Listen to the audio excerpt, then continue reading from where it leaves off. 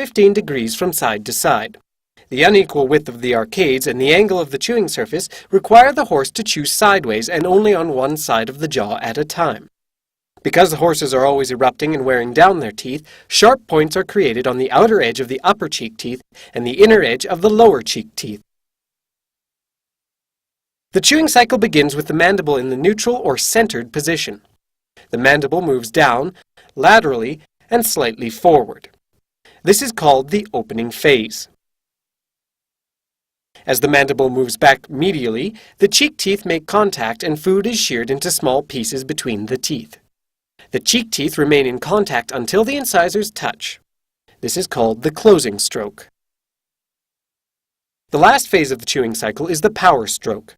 The mandible moves to the opposite side of the mouth and chewing contact is made on the opposite upper and lower arcades. The mandible then returns to the starting or neutral position. The horse typically has 11 cycles per 10 seconds of chewing. As food is processed, it forms into a roll or rope of material lying between the tongue and the teeth. The chewing action, coupled with the transverse ridges on the cheek teeth and soft tissue ridges on the roof of the mouth, guide the food to the back of the mouth, where it is swallowed. Studies indicate about 70% of horses tend to chew more on one side than the other. This, however, does not mean that the teeth on one side of the mouth will wear down sooner than the other. Examination of the cheek teeth occlusal surfaces show equal wear in the majority of horses. When abnormal wear patterns are discovered in horses, they are usually the result of incisor malocclusions, cheek teeth malocclusions, temporomandibular joint pain, or other painful conditions of the oral cavity.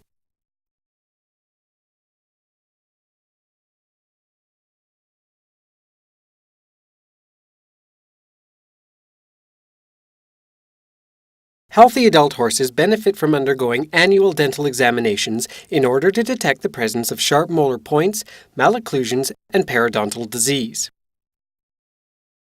Young horses under 5 years of age will benefit more from checking 3 to 4 times per year, as this period is marked by drastic growth and a higher potential for dental complications.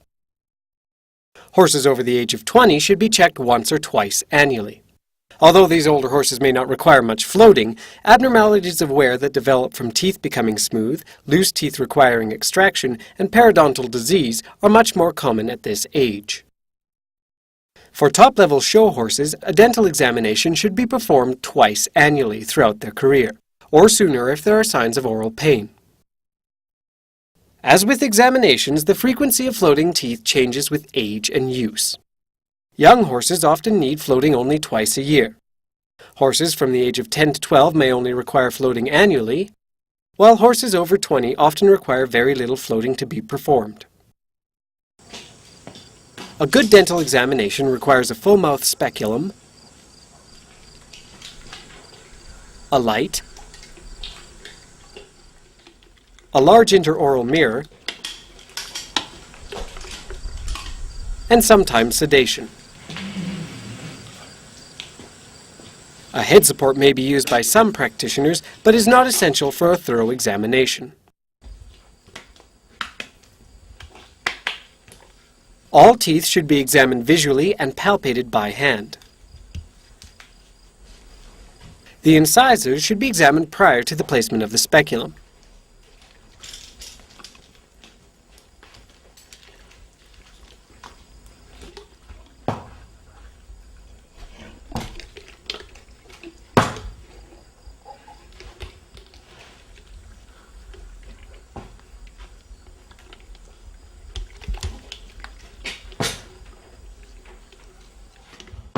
Any areas of concern should be examined in detail using the mirror.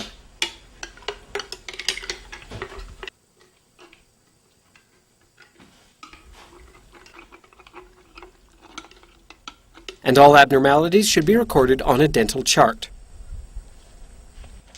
Floating or other corrections can commence after the examination is complete.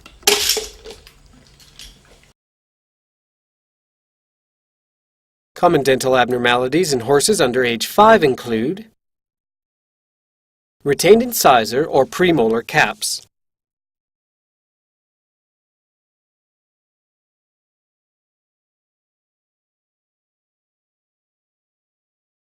impaction of erupting incisors,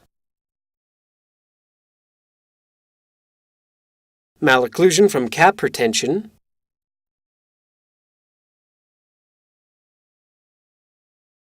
eruption bumps,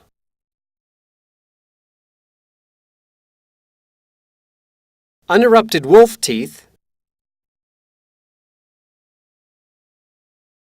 soft tissue injury from sharp teeth.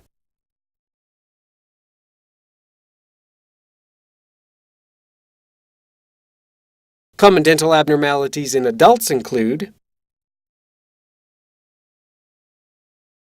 excessively tall transverse ridges, hooks, ramps, tall molars,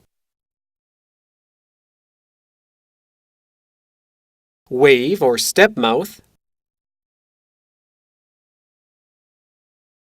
fractured or chipped teeth, gingivitis or tartar.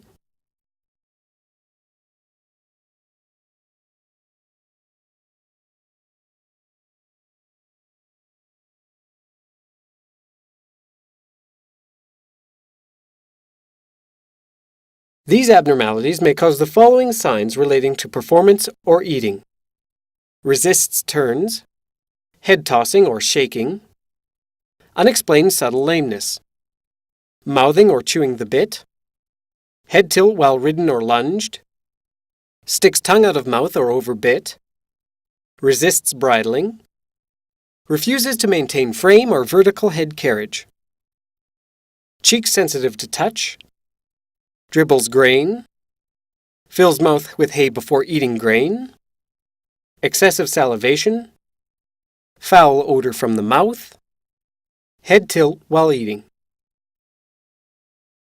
Floating is the removal of sharp points from the inner edge of the lower arcades and the outer edge of the upper arcades. The term floating is borrowed from carpentry and means to smooth or level. Traditionally, floating meant only the removal of sharp points, but with today's understanding of periodontal disease, malocclusions, and other oral pathology, floating is broadened to include correction of all types of dental abnormalities. When performed by a qualified veterinarian, equine dentistry includes a comprehensive diagnosis, a record of any problems, and a plan for correction. As a horse owner, it is in you and your horse's best interest to identify the provider of dental services as competent in all these areas. If you're not sure, ask for recommendations.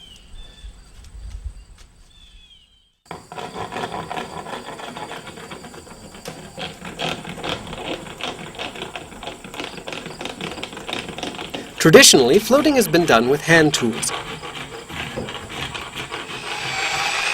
However, in the last 5 years, motorized dental equipment has been developed. Although excellent dental equilibration can still be done with hand tools, motorized tools are preferred because they shorten the time required to correct problems, which allows the horse to spend less time with its mouth held open.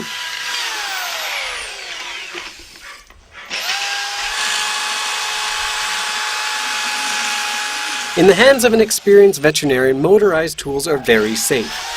Reduction of malocclusions or overly tall teeth is easier and has less chance of complications than with molar cutters or shears.